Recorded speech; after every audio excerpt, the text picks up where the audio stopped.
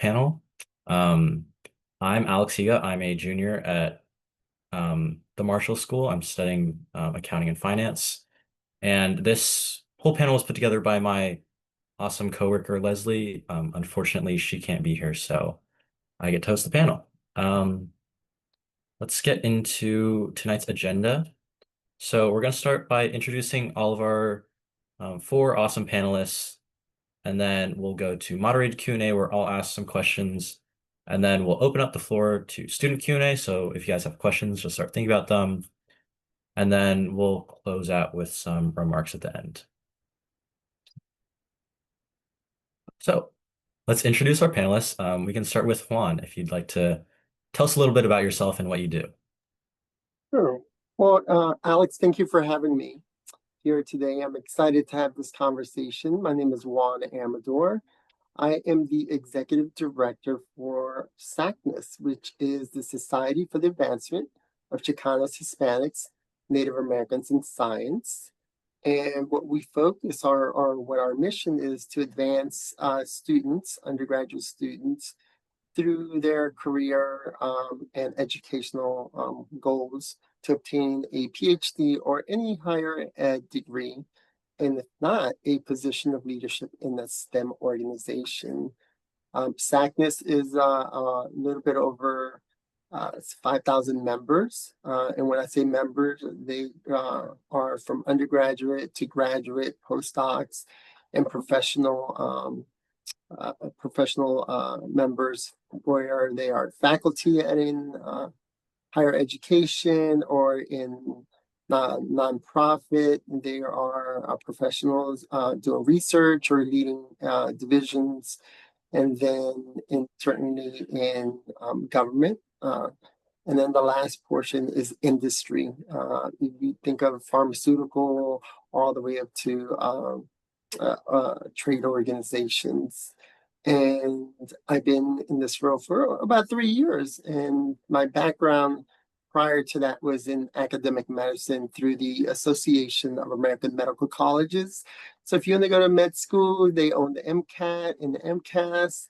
And so I was there for quite a while, and I can share a lot about medical school and working with the medical schools in the US. So happy to be here. Thank you for having me. Awesome. Thank you, Juan. We'll go to Kim next. Thanks, Alex. And Juan, it's so fascinating to hear what others do. So appreciated that introduction. Hi, everyone. My name is Kim Ueyama. I'm the Chief of Staff at Accelerate. Accelerate's a national nonprofit that actually started in the wake of the pandemic to combat learning loss for students primarily in K through 12.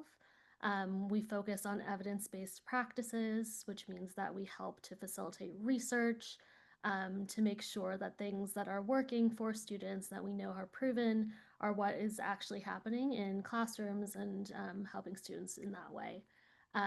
So we work really at the nexus of, we say, practice, policy, and research, and making sure that those evidence-based practices are sustainable through the implementation of policies that can help with government funding, as well as just ensuring that the policies that we do pass are based on best practices. I actually started my career out in education, so I was a Teach for America alum and taught high school math in New Orleans right out of USC for about 3 years, and have been really fortunate to stay in the general education space, as well as do some work in fundraising and development as a consultant, and have really enjoyed just being part of all of this industry and what it has to offer. So thank you for having me. Great. Thank you, Kim. We'll go to David next. Well, hello, everybody. Juan, Kimberly, thank you for your introductions. My name is David Prentice. I am the president and CEO of an organization called the Midnight Mission. The Midnight Mission is Los Angeles's oldest continuing operating human service organization. We serve emergency shelter participants, drug and alcohol treatment participants, and we have the only women's recovery facility in the Skid Row area of Los Angeles. as well as our Home Light program, which deals with mothers with their children escaping domestic violence and human trafficking. So we're very frontline. We're located on 6th and San Pedro in downtown Los Angeles, the heart of Skid Row. And I've been honored to lead this organization for the past 2 years after starting there 15 years ago as a drug and alcohol counselor. So it's been quite the journey. And it's a privilege to be here speaking with you and getting ready for the next generation to come up. So I'll end with that. Awesome. Thank you, David. And we'll go to Jorge last. Hey, everybody. My name is Jorge Abedin. I'm the Community Relations and Operations Manager at the International Rescue Committee of Los Angeles. The International Rescue Committee is a humanitarian aid nonprofit globally. We do things like we have country programs in basically anywhere where there's conflict or natural disaster. Our offices are there providing relief. And then in the United States, we're specifically refugee resettlement. So our office is a refugee resettlement office, a resettlement agency. We've been resettling clients in Los Angeles for 50 years now, starting with the Vietnamese evacuation in the 1970s. And we have kind of transformed in the last 10 or so years to being more of a just a community-based social service nonprofit serving immigrants of all statuses. So we don't just provide services to refugees at this point. Now we're serving documented, undocumented, SIVs, basically wraparound services for all immigrants. Our office is pretty special. Our office has resettled more clients than any other refugee resettlement office in the United States. And we are in Glendale particularly because we have been at the epicenter of a program called the Lautenberg Program, which primarily it's a mandate from Congress that helps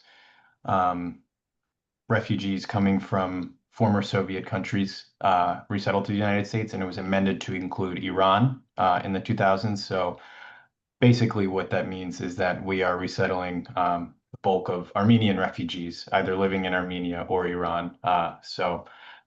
Henceforth, we have been in Glendale for the last 10 years to be closer to the clients. So yeah, I've been here for almost 4 years now and have loved every second of it. I come from a family of refugees. My father is a Cuban refugee. And so, really excited to share any insights that I've gained over the past few years and really excited to be on a panel with some really exciting other nonprofit heroes. So. Nice. Thank you, Jorge. And I think we have a great group of panelists. We'll get into the first question, and I'll start with one, and then we'll go in order as we introduce them. So, Juan, what originally drew you to nonprofit work, and what currently motivates you to continue with this work? So honestly, when I started my career, I didn't know what a nonprofit was. I just graduated from undergraduate from University of Maryland, Baltimore County. I knew I needed a job. I applied for a job and got a job. And that job was actually a contractor job. So the organization that I work with contracted with for the Centers for Disease Control and Prevention. And so my responsibility there was safety. And I learned all about safety, how to put on, why would you put on a helmet, to fire prevention, stop, drop, and roll. I still remember that. And poison, like Mr. Yuck, who is very, very old, but when you call poison control, there's a process for that. And I love that job because I used to travel to different conferences all around the United States. So as in my early career, that exposed me to different conferences, and I got to learn more about like HIV, STIs, educational conferences focusing on research, business conferences where they were really focused more on, I would say, making profit, but at the same time supporting higher education. And then I applied for a job at the Association of American Medical Colleges, AAMC, and that was actually my first nonprofit organization that I worked for.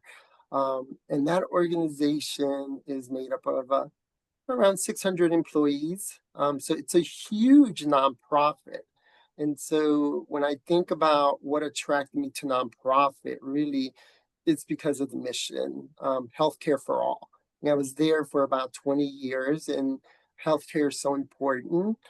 Some of my undergraduate experience informed me of that when I learned about cultural competency, or why would you use interpreters in the healthcare environment, or access to affordable medications. And so AMC allowed me just to kind of broaden that perspective in terms of working with students who aspire to be doctors. Working with faculty deans that really prepare the faculty to work at different levels, whether they assistant, associate, or full professors. It also allowed me to work with government relations and knowing how to advocate, and really why that comma in that press release is so important, or that exclamation, or how to interact with elected officials. And certainly my passion really followed through when I worked with diversity, equity, and inclusion. All the deans around the US, including 4 LCME accredited medical schools in Puerto Rico. And that just allowed me to really harness my passion. So what kept me there and what keeps me here at SACNAS is a personal mission of opening up more opportunities, in particularly for communities that need more access. And so I identify as a Latino or Hispanic, and so I know how important it is within my community to provide opportunities to say you want to be the next a surgeon general. Well, how do you get to be at that position? Or you want to be the next secretary of health, or the next leader at the National Institutes of Health? So I work with a lot of individuals, smart individuals that really provide opportunities for students. And so for this purposes of this conversation, I will say the part where I get invited to do any panel or any talk, I do try to, share a lot of personal nuggets in terms of taking advantage of opportunities. So let me close off by saying thank you to the 20 participants that are here today. You're investing in your time, you're investing in your future, in your development, and I really appreciate you all being here today. Great. Thank you for that insight, Juan. What about you, Kim? What motivates you in your work and what drew you to nonprofits? Yeah, it's a great question. I always loved school and education, and went to USC thinking that I would do something in education policy, and so went in more with like a public sector kind of lens, and had the opportunity to work at the volunteer center at USC, and just explore some different opportunities that were available. Also did a semester in Washington, D.C. and studied abroad, and so got to just really see the diverse things that were out there. And, I'm not exactly sure if there was like a clear pathway to nonprofit work for me, but I do know that every time I've tried to go a different direction, it just hasn't really worked out. One of the things that I always reflect on is when I was doing my MBA after I went to Teach for America, I thought, oh, I'm gonna do the private sector route. I'll go consulting. I'll do something that is a little different and maybe like have those experiences and see and ensure that I really do want to be in the nonprofit space. And just like couldn't quite get there. And I remember being in an interview and they asked why I wanted to join this firm, and I was thinking in my head, I have no idea why. This isn't what I want to do. And so, have just always been continuously drawn back to things that have impact, and opportunities that have been afforded to me to make sure that I can just really contribute in any sort of small way to making the world hopefully a little bit better. And so that's just kept me motivated. Right now, Accelerate is very focused on evidence-based practices. And as someone who's worked in education for most of their career, thinking about the opportunity to actually be able to kind of fix stuff and make a dent in what student achievement outcomes will look like for students, particularly those who are in underserved communities, is extremely inspiring to me, and is very exciting to see that by working with both different other nonprofit organizations and states and leaders on the policy side and researchers, by bringing everyone kind of together into one cohesive vision, we actually could make some differences, and that's just really exciting to me.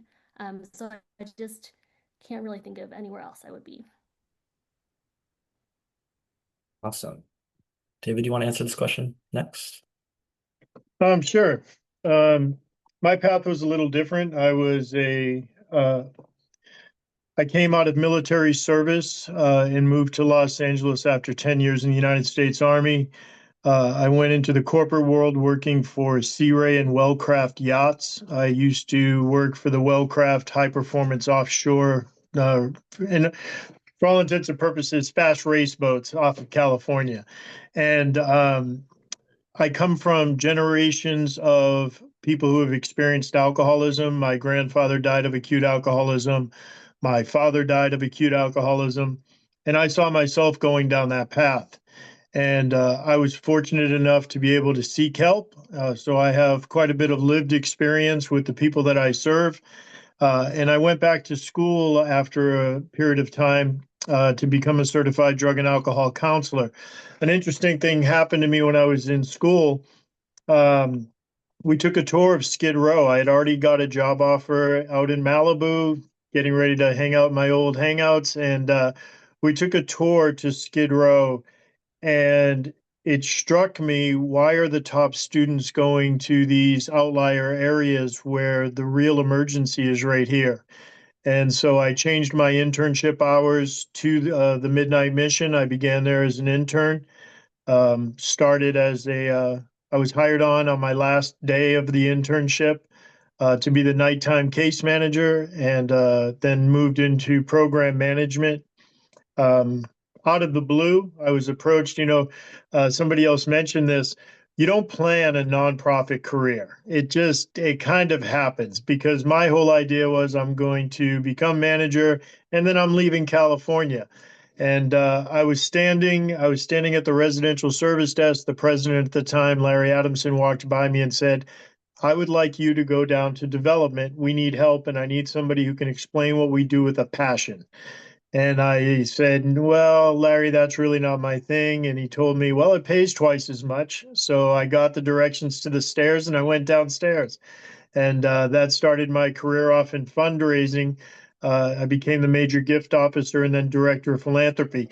So as the CEO now, I lead the organization with those two lenses. One is saving lives. The other is raising money to save more lives. And that's kind of my vision of the organization. And as far as why I stay, this is a really simple answer for me. I see the successes.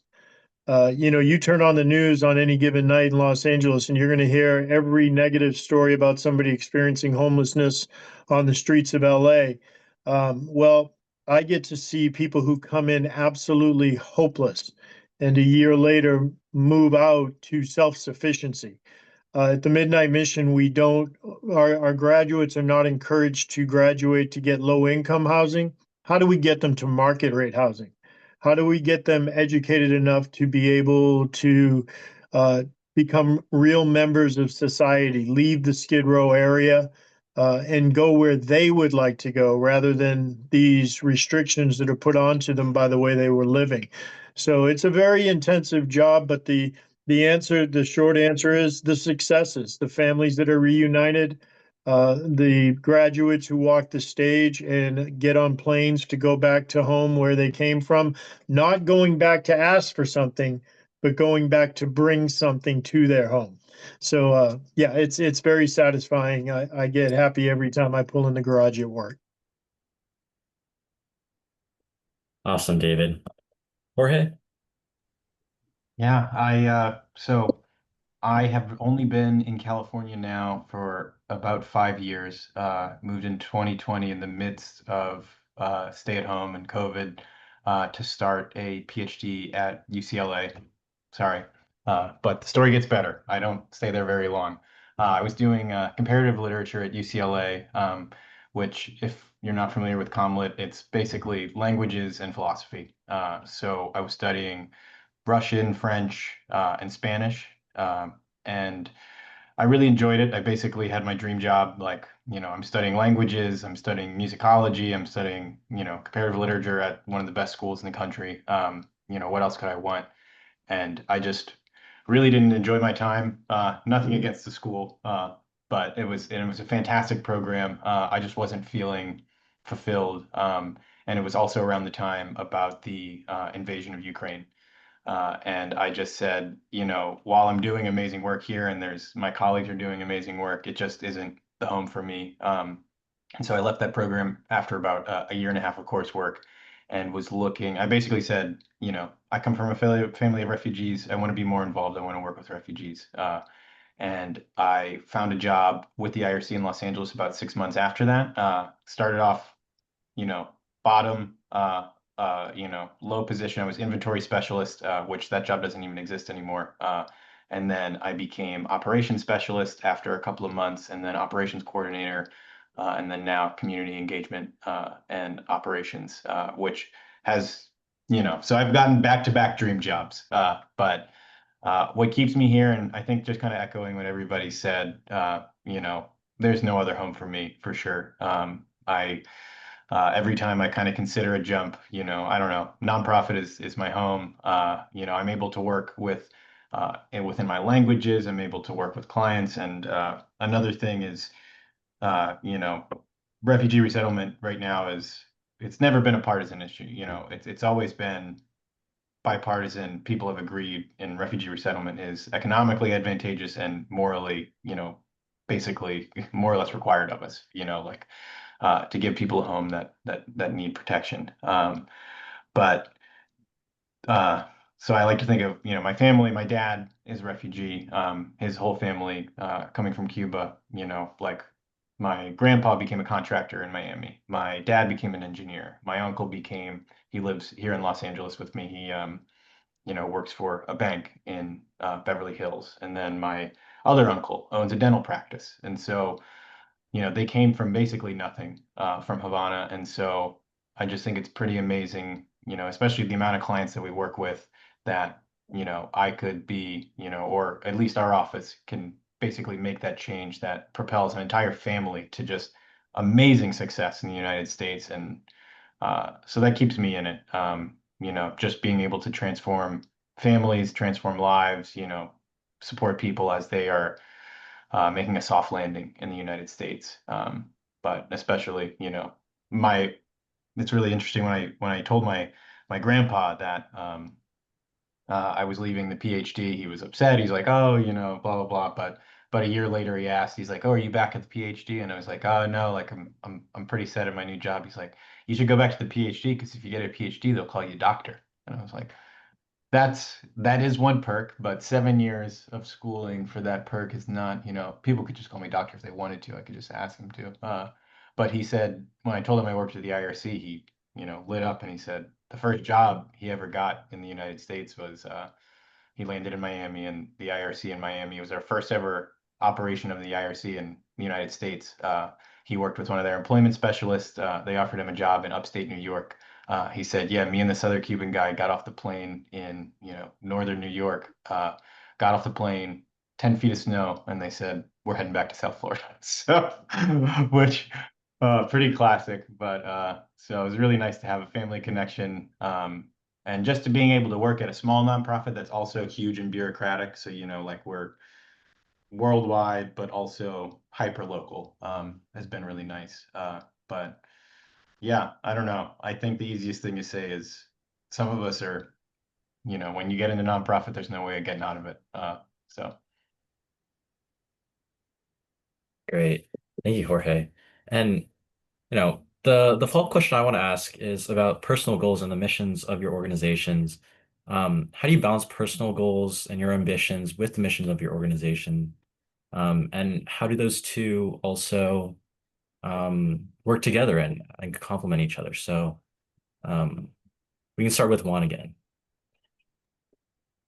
Sure. Thank you for that question. That is a big, hefty question. But I will tell you that sometimes there is no balance. It's hard to balance. So as the executive director for my organization, I'm not only responsible for 16 staff members, but I'm also responsible for over 5,000 members. And so the balance there is for me is how do I meet the mission of the organization? How do I support students? How do I support faculty or professionals? And that's where my personal goals come in. Um, I love what I do. It's hard, but I love to advocate for my members. I love to provide opportunities through partnerships, and so such as this one, or others through private industry, bringing, like for example, Lilly or Merck to our conference so they can talk to students about, well, do you want to do research? Do you want a paid internship? Do you want to come visit Lily?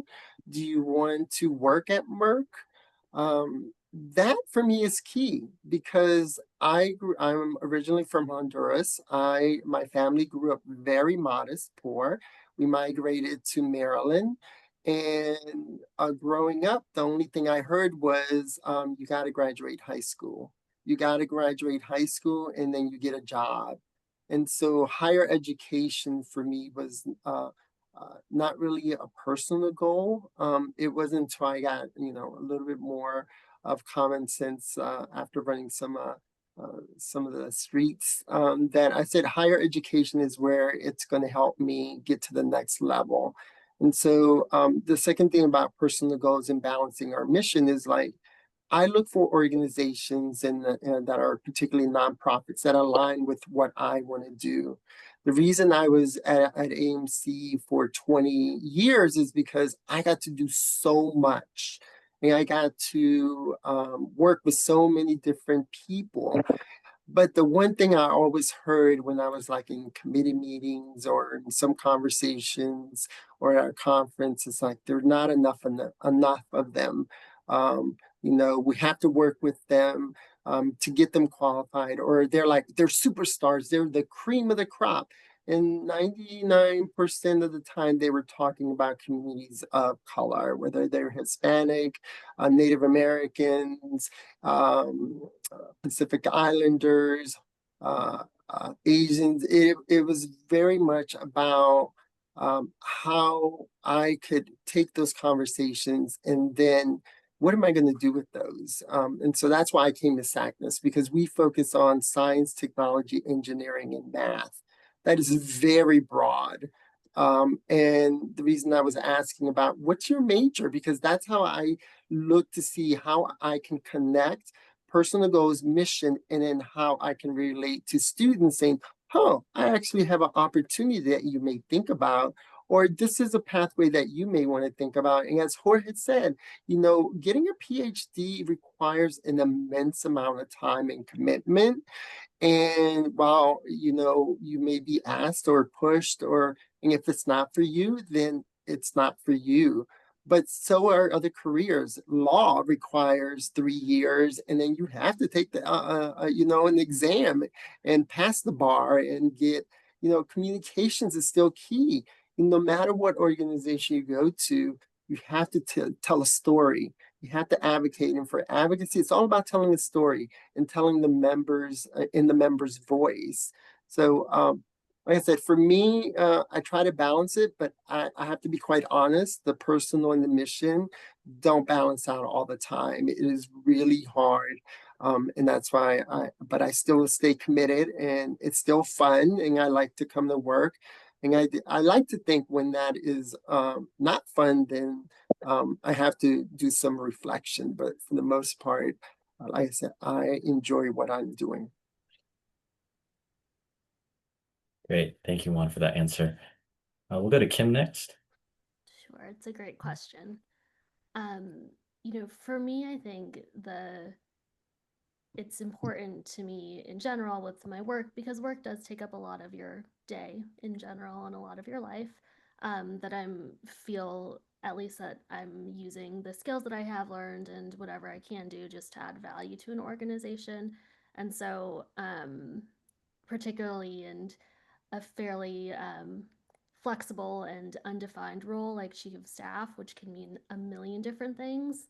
And this is the second time I've been in this role, but this one looks a lot different than my last one. It's been important to really identify for me where I think I can add value for the organization, where I see myself just being as useful as possible. And if that matches with the organization's needs, then we're in a really good place. And so that's been something that's been just important to me in general, and that has often veered towards, helping to build our team and team culture, as well as thinking about fundraising, development, communications, how we share those messages with others, and ensure that the goals of our organization, Accelerate in particular, are being articulated in a way that is positive and inspiring, and hopefully will encourage others to be part of the movement to help students really close the achievement gaps that exist for too many of them. Great. Go ahead, David. When I first heard that question, there is no separation. There is no separation for me. The bottom line for me is it's all one and the same, really. For me, it's about relationships. Okay, so as the CEO, what I have to do is I have to create the culture that's the healthiest culture that I can for the 118 employees that I have, right? And then the second part of my job is to create the vision of where I want the organization to go, and then match those talents with operating orders to make that happen. So really what it breaks down to is heavy relationships. I'm at work 24 hours a day, 7 days a week. There is no separation. I'm the CEO of the Midnight Mission. That's what it is. It comes with that job. And, I was told that at the beginning, and it's absolutely true. When I make a relationship, when I meet someone new, my mind automatically goes to how can the Midnight Mission be of service, or how could this person be of service? And it's not, I don't mean that in a take advantage way. I mean that it's just a natural reaction. And, if I were to look at my small circle of really good friends, they're all relationships built that started with me as a major gift officer, building a relationship and people supporting the Midnight Mission that are now people that if I get a pair of extra tickets to an event, I invite them as friends, not as donors anymore. I'm not in that role of fundraising anymore. So now it's just friends. And so I know it sounds it, maybe it sounds a little loose, but it's absolutely true. I think you get to a certain point, um, you're it's just all combined. It's one big, I answer the phone no matter who it is, because whether it's a business phone call or a friend or family, it doesn't matter. I just answer the phone, and I don't really try to separate. Now, for healthy boundaries, for things I do for myself, I carve out those little spots for myself. For instance, I get up at 5 every morning to go to the gym. I go to the gym for 1 hour, Monday through Friday. That's it, nothing crazy. But that 1 hour of meditation is really helpful to me. It helps get me centered and started for the day. And a secret I've learned in Los Angeles, I use traffic as a benefit. I use it as a meditation. I will put my car in eco, and I will not rush. I live by the rule, they can't cut you off if you let them in. So I'm not trying to get any place first, and I will literally use that hour to listen to music, to just be. and enjoy the ride rather than trying to get there quick. And, as long as you have a cell phone today, you're never late. All you have to do is make a phone call and say, I'm on the 101, and everybody understands. So that's how I handle it. Great, David. What about you, Jorge? Yeah, I mean, definitely now just building off of what everyone said, I feel like the importance of like the organization vision where you're at is absolutely crucial because basically that just becomes part of your mission and it probably already is, but you know, and like David said, it all kind of starts to mesh. So basically for my professional development, like my personal goals and the goals of the mission, they end up being the same. And so I guess what I try to tell people, especially friends that are just like interested in like, oh, I want to support a nonprofit, I want to volunteer my time, I want to donate, or if students wanting to, starting a career and maybe starting a career nonprofit, I like to say step one is to audit organizations around you. Like, do you want to work at a local place? Do you want to support a large organization? Do you want to support a small organization? Find a place that really just their mission aligns with your heart. Because if you are able to find that place and if you are able to work at that place, then your goals turn into their goals. And kind of like what Kim was saying is that, like we all have like community relations and operations manager means absolutely nothing. The most important part of my title is manager. That shows that, I'm supervising people and that I'm also, in the senior management in our office. But everything after that is just what duties as assigned is what we call it in our job description. But and where that comes into my professional goals are that a lot of times in nonprofit, you learn quickly that you're going to be thrown in the fire, that you're going to be, thrown into a situation you've never, been a part of, and you either make it work or, use the support around you to make it work. And so, um, I've definitely, and I feel like everyone on this panel is at this point, like you kind of turn into a jack of all trades, Swiss Army knife type of thing. And so, skilled at a lot of things, focused on nothing in particular. But I think that's what's been really exciting for me is, like you are able to get so much experience, whether it be in fundraising, whether it be in partnerships, whether it be in, operations, like supply chain, like basically the goals kind of, and that's why I say like find the organization with the mission that you really eclipse with, because the rest of it will fall into place. Because I definitely didn't, I've stepped up and I've taken the initiative, and that's what's kind of made my career what it is.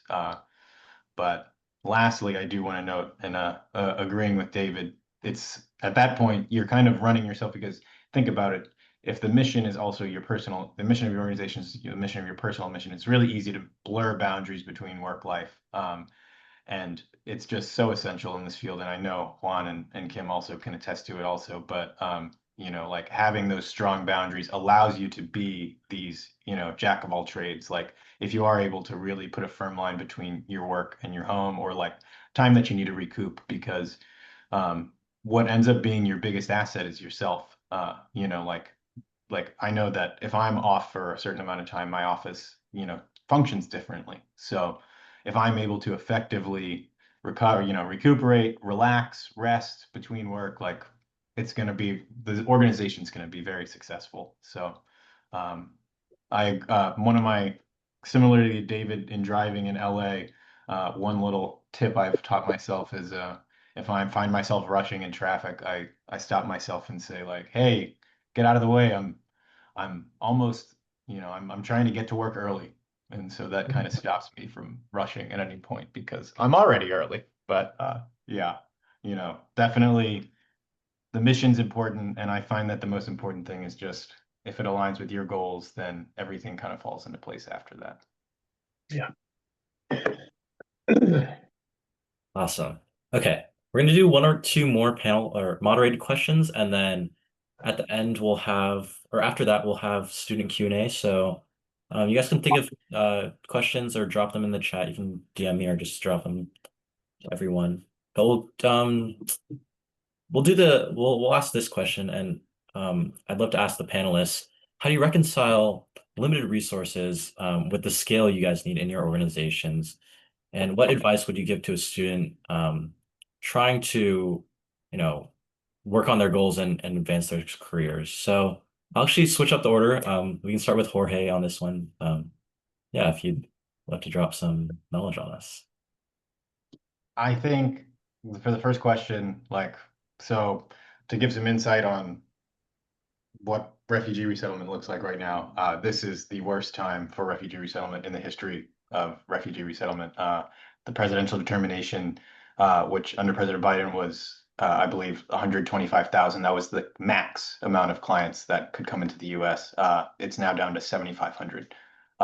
So we are at an unprecedented place, and our organization as a whole, with the gutting of U.S. aid and then federal funding loss that comes with a refugee ceiling going from 125,000 to 7,500.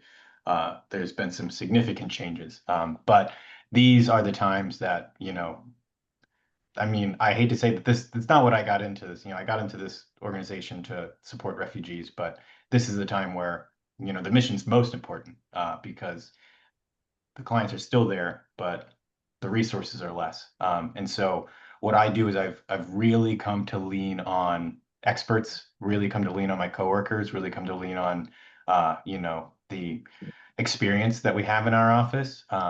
And so because when you have these limited resources, you have to get crafty and you have to have people that have been in a similar situation. And so fortunately, we have so much experience in our office, and I think everyone can imagine that working in immigration is somewhat of a roller coaster ride, albeit, like I said, this is the lowest the roller coaster has gotten. So I think when it comes with limited resources, it's, you know, everybody gets creative and then everybody leans on the very, very talented and experienced personnel that you have. Um, and advice that I would give to a student is to keep on keeping on because a lot of nonprofits right now are really suffering. But you know, I hate to say it seems that this is a part of the business. Funding. I like to tell people funding comes in, and then sometimes funding isn't in. So like the best of times, you spend the money that you have, and then the worst of times, you save the money that you have. So I feel like, you know, again, just learn from all of those very experienced people you have in the room, and then know that this is just such a very, rapidly changing field. So soak in those tough times while you have them because, you can learn a lot from them. Awesome. David, do you want to answer these questions? Would you read the question one more time, please? Sure. Um, how do you reconcile limited resources with the scale you need in your organization? And what advice would you give to a student who wants to advance their careers and goals? Okay, so that's a real tough one. If you've turned on the news recently, you know the situation that the homeless organizations are going through with LASA and the city and the county and all of the different distractions that are going on. I've been very fortunate, and what I will tell you is being good stewards with your donors' money is the most important thing to do. If you go on to one of the biggest strengths the Midnight Mission has is that when you go on to organizations like Charity Navigator, those are the watchdogs of the nonprofit world, you'll see 4 stars 10 years running. You'll see that 91 to 93 cents of every dollar we take in goes to direct aid. And we do that in a multitude of ways. We supplement a lot of things through gift in kind relationships with the larger box stores, the Walmarts, and the things like that. So that we're not coming out of pocket for it. And to give you an idea of scale, last year we had 18,000 volunteers at the Midnight Mission. And those 18,000 volunteers served 1 million meals. We served between 500 and 700 people, breakfast, lunch, and dinner every day. So a total of 21 to 2,200 people come through our dining room every single day of the year. It is a massive operation to provide food and outreach for people experiencing homelessness on Skid Row. And we use that everything is dual purposed. So we're feeding someone a meal who would otherwise go hungry. In return, our outreach workers are in that dining room building relationships with that person to eventually, when that window opens and they say, I don't want to live this way anymore, I want some help, we can take them straight from that food line and right into a program. The relationship is already built. We already know your name. You've been coming to the Midnight Mission for 4, 5, 6 months, sometimes years before that window opens. So it's the little things like that. Another thing financially, and a lot of people are going to disagree with me, but when the current administration in Los Angeles declared the emergency on homelessness, I think there was a lot of panic and a lot of people were trying to build their way out of our homeless issue. It's not going to work that way. It's wraparound services that are imperative. It's the mental health care. It's the drug and alcohol treatment care. So the Midnight Mission approaches things differently. Well, what does that look like? The government was giving, the city was paying a certain amount to get a bed in your organization, and then you would house somebody who would be on the street. The Midnight Mission offered the city a very limited number of beds. We've never been reliant on government money, and that's the key to our success. So when all this stuff went cattywampus and people are scrambling and organizations are worried about can they keep their door open, we're sitting on the corner of 6th and San Pedro with an $18 million budget yearly that we're going to raise with private money donations in relationships. And you know, a lot of the donors that give to us because we don't rely on the government money. So food for thought, you know, you always want to position yourself with more donors than with money that can be taken away or given, and the loopholes that are required to receive that money. So I'll just give you a little more, than I'll shut up. I know I'm rambling here, but one of the problems is that we run a drug and alcohol treatment facility on a 12-step model, which is zero tolerance usage. If you come into the program, everything in your world is taken care of for a year, but you can't drink. And the government does not fund those type of beds. They fund harm reduction beds where it's a constant decrease in the amount of you're using. So because of that issue, our board decided not to accept the city money and stick to who we were. Have a vision, be who you are, and don't sell out for a dollar, because that dollar might say this year and the next administration may say something else. So making sure your plan is the best way to go. Always be true to yourself. Now, as far as moving up or furthering your career in nonprofits, real simple stuff. Say yes. Say yes to everything. If you're asked to do something, you just say yes. I'm the CEO of the company. If I see trash in the hallway, I pick it up. If the restroom attendant needs a break, I'll go stand at the door of the restroom. There is no such thing at the Midnight Mission of that's not my job. Don't ever let me hear an employee tell another employee that's not my job. It's all hands on deck 24 hours a day, because we're human services, and the humans we serve don't care what your title is. So if you're approached in the hallway by somebody who's in a crisis situation, you have to be ready to step in and be that person who might be the lifeline. That person can't come back tomorrow. If we don't capture it now and help that situation now, that window may be closed forever. And I don't want to be that guy. So my best advice is show up early, say yes to everything, stay a little late, right? And really, as much as you can, practice empathy. Every chance you get, look at the person you're trying to help and just imagine for a few seconds what it must be like to be in their position and how would you like to be treated in that moment. It goes a long way. Awesome. Thank you, David. Kim? Gonna echo a lot of what David said, particularly around ensuring that your resources are aligned with what your organization does. That really resonated.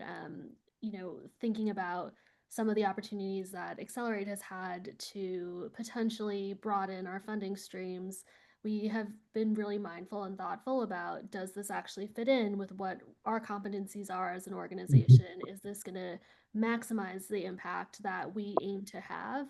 And if we're not the right fit, then we're not going to take the money, because there needs to be, in this space in general, in the nonprofit sector writ large, because there are such limited funds, like those need to be used in very strategic ways. And so if we can ensure that we're connecting even an organization that does have those competencies with a specific funder, we'll do that too, because it's really just it's a rising tide lifts all boats situation. So that just really resonated. For us in education, we have not been immune to some of the changes in the federal government landscape, of course.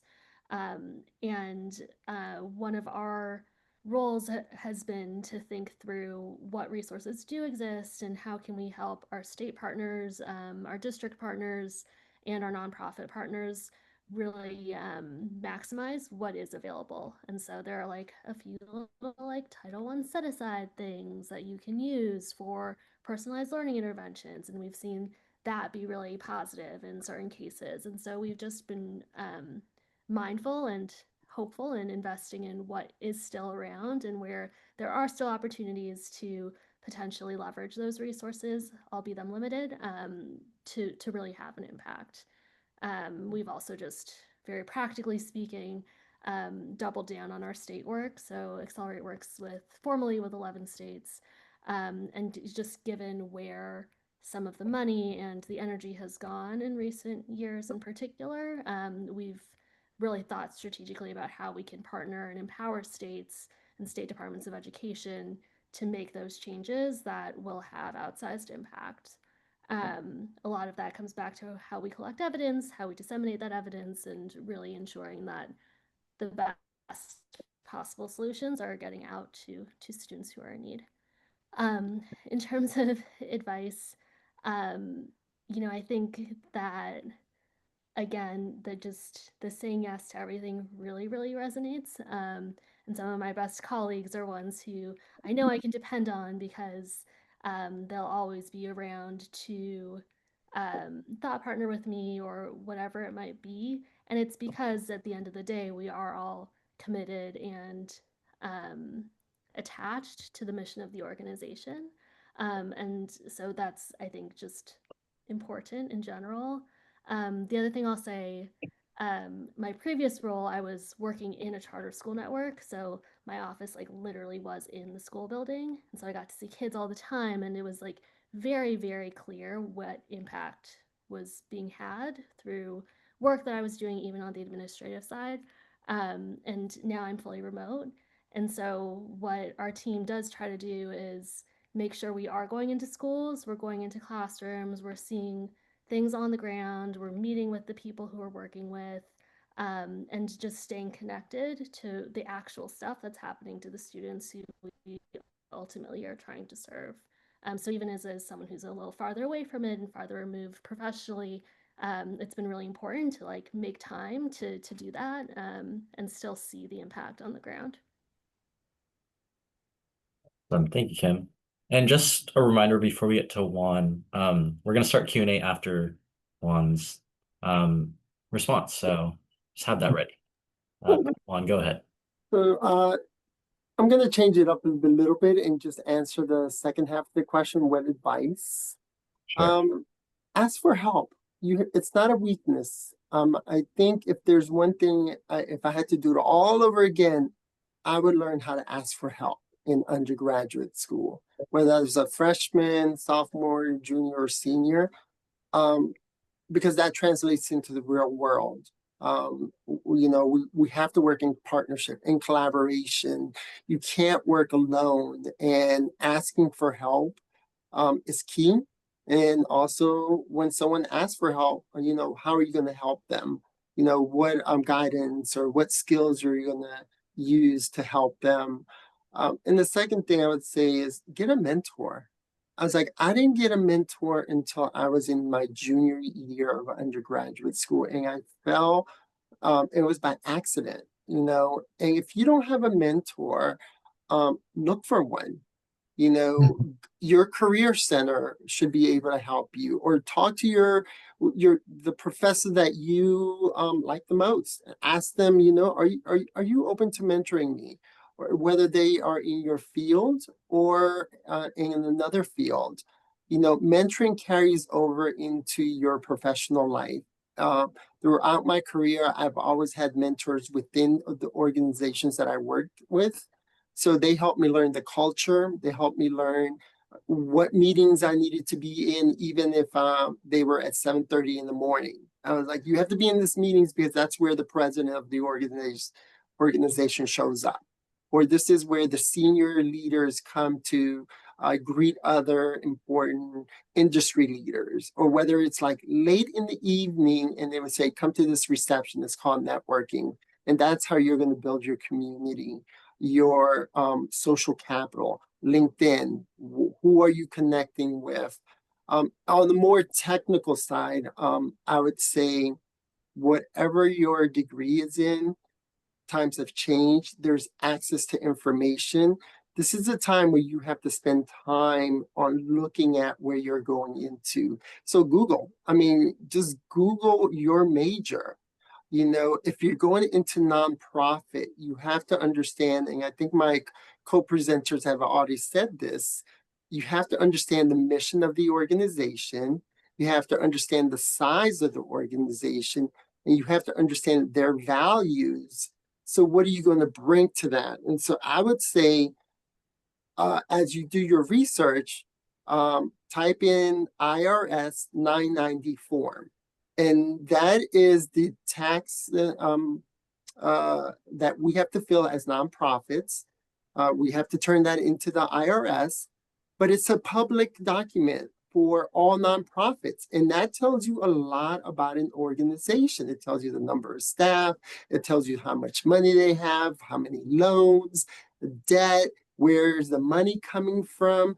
I wish someone would have told me that if I was going into a nonprofit, some document existed and I would have looked at it sooner, not after I got the job, because it does tell you a lot. So now let me turn over to limited resources and how you scale up. I think David said it very nicely in terms of financial responsibility within the organization. So let me share the opposite. While David is sitting a lot on reserves and money, my organization historically depended on government funding. So we lost over millions of dollars of government funding. So how does that translate to the impact? So historically in my conference, we would have around 800 travel scholarships. That means that our students who wanted to present research or were presenting research then got to apply for a travel scholarship. And that covers their airfare, their hotel, their registration. And then when they get to the conference, we provide the meals. It's about providing opportunities, right? So imagine losing millions of dollars. And now this year I had to put on a conference. I was like, what am I going to do for travel scholarships? To David's point, you have to fundraise. To Horace's point, and to Kim, you have to use your social networks to tell the story of like why you need help. How can you help students? And so asking for money is not an easy task because it's all based on relationships. It's all based on why am I going to give you money and how are you going to use it? And I want to see how you're going to use it. So we did fundraise. We were able to get I think around 120 scholarships. That is a big difference between 800 and 120. And so again, when you're going into an organization, a large association, a large nonprofit will usually have more resources. I came from a large nonprofit where we had a communications staff of 20, our marketing staff of 10, a research staff that was like 25, a department for diversity, equity, and inclusion were 30 individuals. A medium-sized organization is going to have still some resources, but maybe less staff. Maybe they're contracting out services. In a small organization, as we have shared, you do everything. Yes, I will hire you to do, programming, but you have to step in to do other stuff. Whether it is helping out with social media, whether it's helping out with editing, reviewing, presentations, going to a conference to exhibit, whether it is when we're at our conference and you have to do logistics. That's when really those values of the organization come in. There's no job that you cannot or you should not say. You can always say no, but I like David and my colleagues are saying, this is a time where you really your values come in, and how you step in to support others is key. Thank you, Alex. Thank you, Juan. Okay, we're gonna start. I'm actually gonna skip a few questions, and we're gonna skip right to student Q&A. So if you guys have any questions, drop them in the chat or raise your hand, and we'd love to hear from you.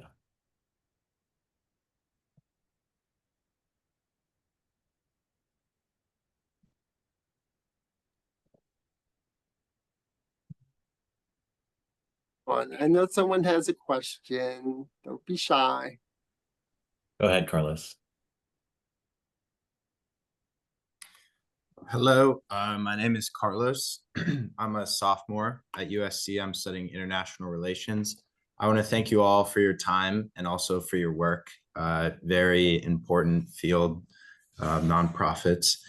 I actually had a question specifically for David, and I guess everyone, but for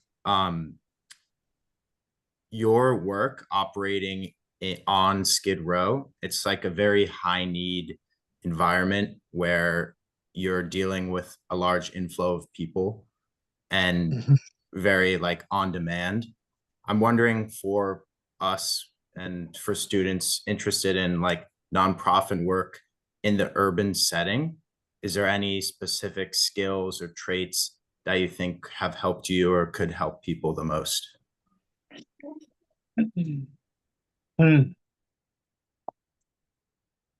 So, other than lived experience, it's really going to come down to passion for what you want to do.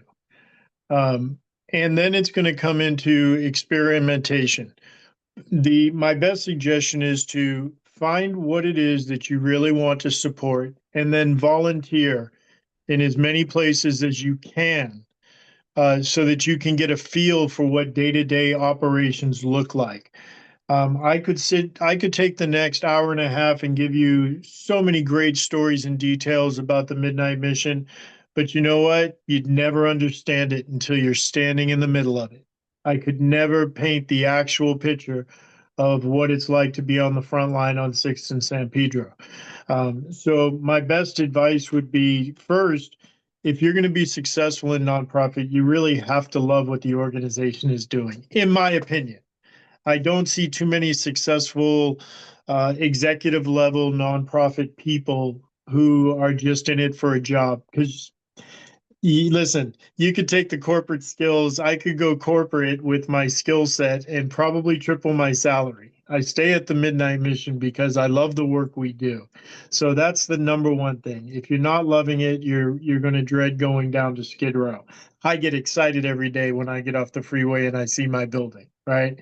So that's really all I can tell you. Find it what it is you want to be involved in. And even if you don't know now, then just start volunteering.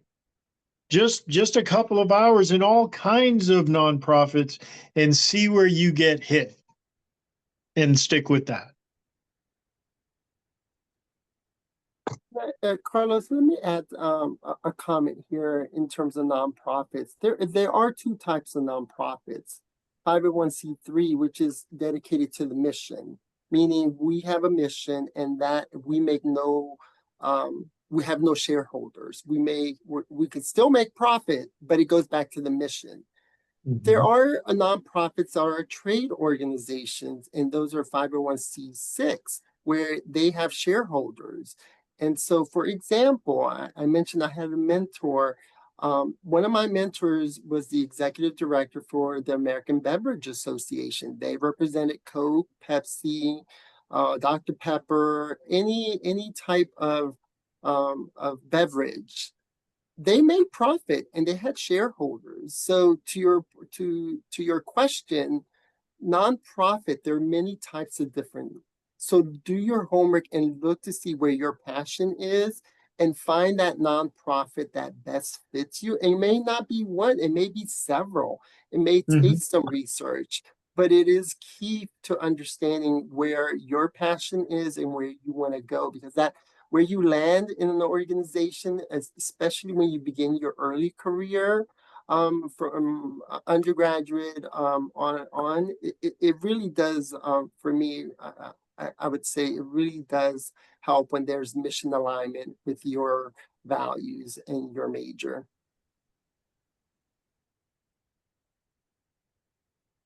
Great. Thank you, Carlos, for that question, and thank you guys for the thoughtful responses. We'll go to Faith next. Hi, everyone. First, thank you guys all so much for being here. I know we really appreciate it so much. Jorge, I have a question for you. So, I've worked with Welcome US recently, so I do have a very small glimpse of the difficulty that I know you guys are all facing right now and with the current administration. But I think for me, something that was kind of missing at, well, not missing at Welcome US, but it is limited to working in the United States. Um, so I'm interested in the IRC and what it does here and in Glendale, where I grew up, so I know it well. But also about the IRC's international reach. And I think personally, my goal is to end up working for an international nonprofit. So the IRC has been on my radar for a minute. And yeah, I'm just curious about your experience in that. Yeah, sure. It's definitely been a dream, and it's been amazing. Because, like I said, as a field office, you're local to global, so you're basically in a hyper local environment. Like working with our clients that are in LA, and then, like I said, we're doing other services that are not just for refugees, so immigrants all across LA. But also there's the obvious big, global component. So our organization basically we say that we're within 2 weeks of a disaster, whether that be, geopolitical or natural. The IRC is there providing aid in a number of different ways. And it's interesting because it does mimic our programming in the US. So our programming overseas is, like in LA, we have a partnership with the Los Angeles Public Library where we teach ESL classes, we teach vocational ESL classes, we teach citizenship classes, we do legal services at public library branches. And our work, let's say in Afghanistan, was also teaching, making sure, like had a mobile school set up, so we're making sure that we're teaching the students even in refugee camps or that are really affected by different political strifes. So our work it really varies overseas. It goes from resettlement in Europe because we also have resettlement offices in Europe, but then also goes to, we're working in every crisis afflicted country in the world. So that ends up being, like you can be an English teacher in, one of our country programs in Southeast Asia, or you could also be a medical driver, like a delivery driver for medical supplies in Ukraine. So it's pretty amazing the kind of expansion or like, I don't know, the wide web that you could really find yourself in NGO work. Because there's obviously a number of organizations like us. I think we're in the top 10 largest of the NGOs in the world, but still there's ones that have way more, reach than we do. And my advice there would be second language, third language, fourth language, like it's funny, like our executive director, he's been with our organization for 12 years and he only speaks English. He worked in Serbia, he worked in Tel Aviv, he worked in different country programs in Africa, all with different IRC and or the UN, and he only speaks English, which is completely not the case anymore. And so what's made me very I've always stayed, and, like we have these, it's not the easiest thing in the world to jump from a field office to overseas, but it's a lot easier than, starting from square one. But what I know gives me a leg up if I ever do want to make that jump is my languages. Obviously English is most likely required for most of our roles, but the ability to speak Farsi, the ability to speak Russian, the ability to speak even French, different languages are really helpful when it comes to those jobs. So, Thank you so much.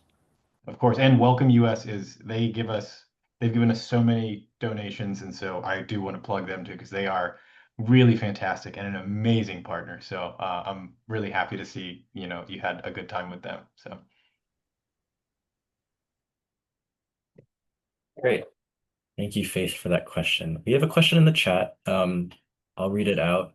Hi, all. My question is, what role do your organizations play in developing policy to help the targeted populations of your nonprofits, or is that even a focus for your nonprofit? And we can start with Kim on this. Yeah, it's a great question. Accelerate is very much involved in the policy world. We started out with a focus on high dosage tutoring, which is in school day, 3 to 4 sessions, at least 30 minutes each. And again, this is all based on extensive research and evidence and what practitioners have said that just works the best for students to help catch them up, which was really critical post-pandemic in particular. Um, our organization has developed model policies. So we have a tutoring model policy. We have a model policy for outcomes-based contracting, which is a way in which districts or states can work with different vendors to ensure that the vendors are only getting paid out when they actually show results. And we, in addition to writing those, make sure that we're workshopping them with the folks in our ecosystem to make sure that they're effective. We push them out to states and legislators and all of the folks who are making those policy decisions. So that's definitely one thing that we do. I think another just piece of this, though, just on the less technical side, is being mindful of just what's happening in different states where we work and in states that are just doing things really well so that we can be sure to share those best practices out with our partners and really work with whatever we do know is going well to make sure that positive things are happening. Do any of the other panelists want to speak on policy at your organization? Sure, I can chime in. Oh, go ahead, Juan. No. Well, I was going to say the Midnight Mission is kind of unique as far as how policy works or our effect on policy. Because we were not aligned with the city's policies on most of the homeless issues, for instance, we did not subscribe to the housing first policy. We subscribe more to service-based wraparound treatment than housing. So we were really not a player in the policy world.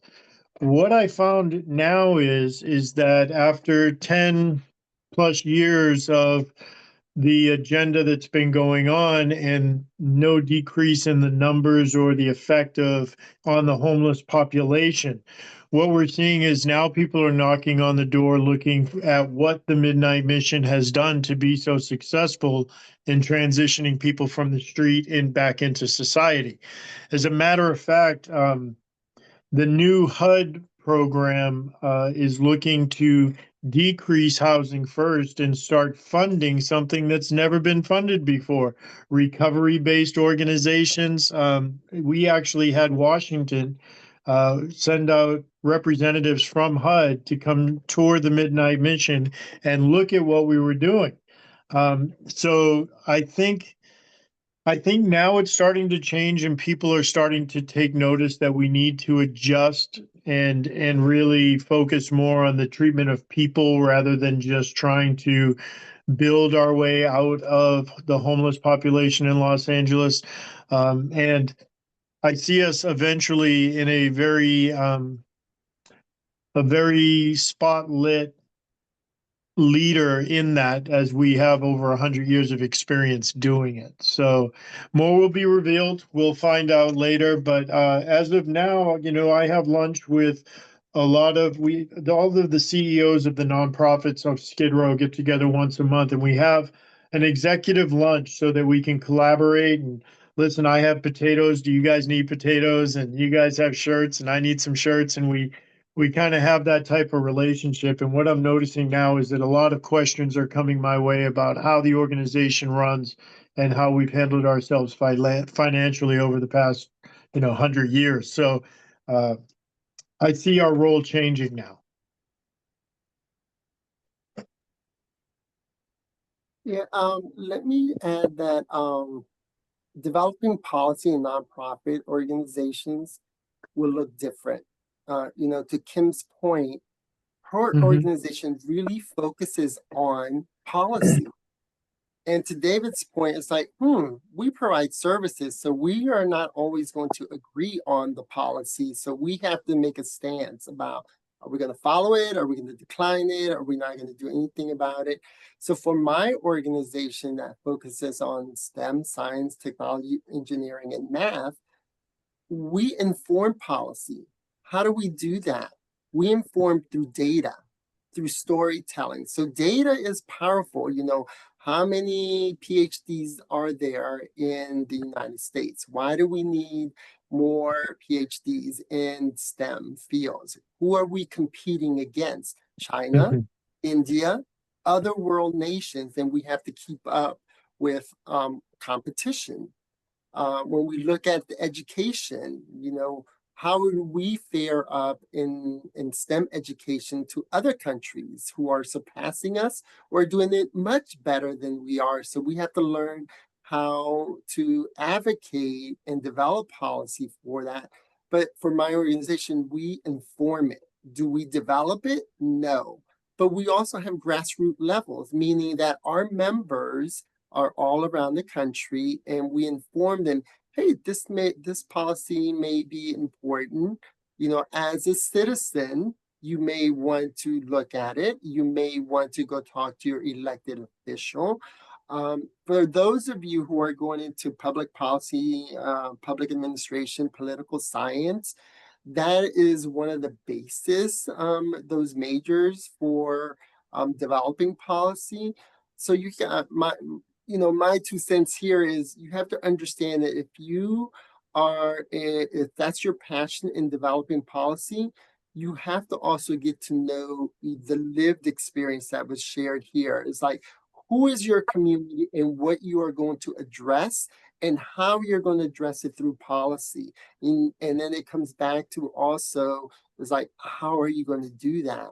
Are you going to do it very formally through a coalition, perhaps, where there's many nonprofits that come together? Are you going to do this just by your own organization? They're going to take the lead and they're going to submit maybe a letter to Congress saying, we don't agree with this policy because it impacts our members this way, that way, and that way, and so on. And the last thing I will say when it comes to policy, when it comes to passion, this is where I think of our communication majors, our marketing majors, or this is where you have to actually tell a story, but tell it in a certain way that impacts the community. Because at the end, anything that we do, when I think of developing policy, is for the better outcome of our communities. That means homelessness, that means access to healthcare, affordable education, parent loan, whatever those issues are, that's what policy should be addressing. Great. And we'll do one last question with Carlos. Hello. This is specifically for Jorge, and kind of a double question.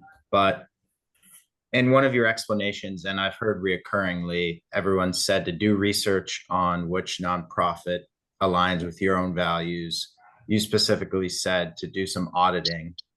I'm wondering what nonprofits are similar to IRC, or maybe even have you partner with somebody in the call mentioned Welcome US.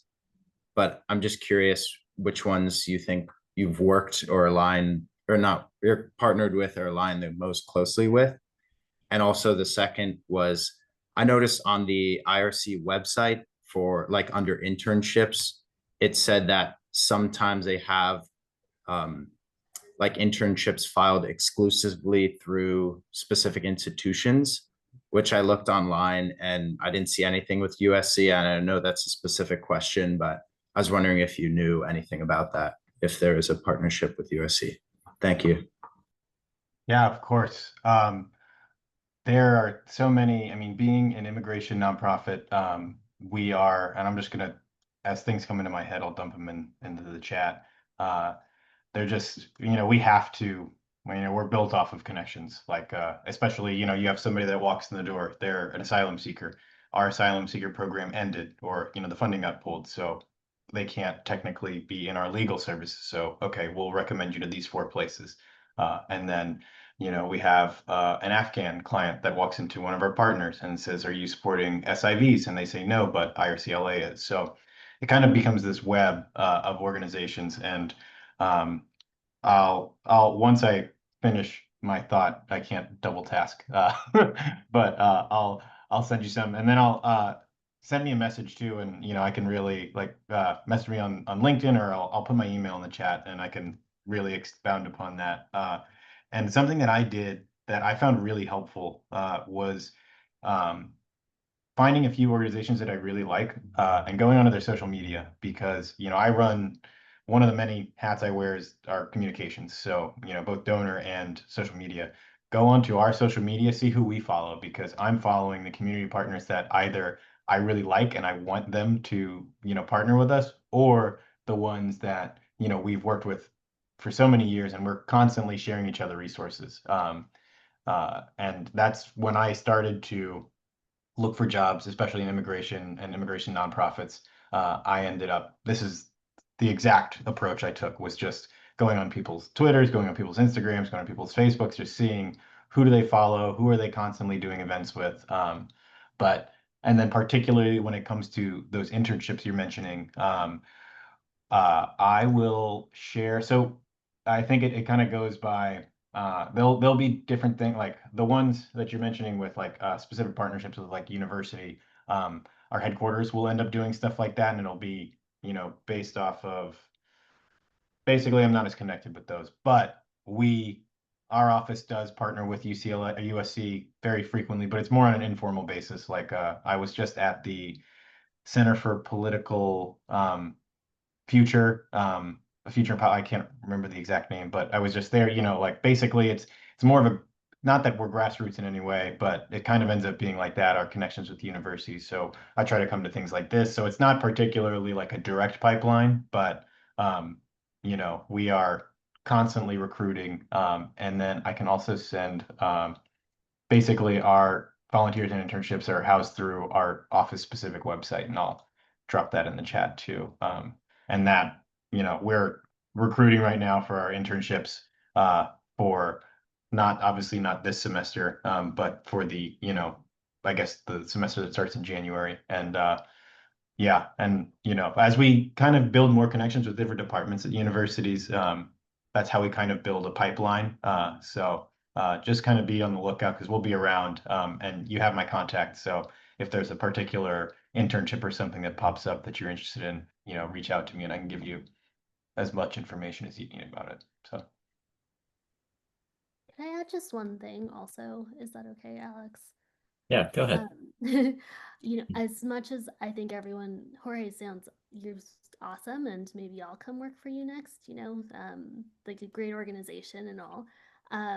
One just kind of more general note, and it took me going to get grad school to figure this out. But there are also organizations, particularly earlier in your career, where you get exposure to a lot of different nonprofits, and that's just a potential avenue that I actually didn't know about, when I was still an undergrad. But right after business school, I spent 3.5 years in nonprofit consulting, and so got to get exposed to a lot of different things. And for me personally, it brought me back to education, but it was a really revelatory experience just in terms of learning about a lot of different types of organizations and nonprofits pretty quickly. So just wanted to name that too, because there are opportunities to see like a breadth of things before committing to one, even though IRC again sounds really awesome. Great. Thank you for that, Kim, and thank you, Jorge, for your answer. So we're coming up on time, so I'd like to just finish off by talking a little bit about some other events that we got going on in the Career Center and some other initiatives that we do. So you guys all just participated in our Industry Insights panel. We're going to have one more this semester. It's corporate finance. And then in the spring, we'll have some more art and design, sports. I believe we'll have a legal Industry Insights panel as well.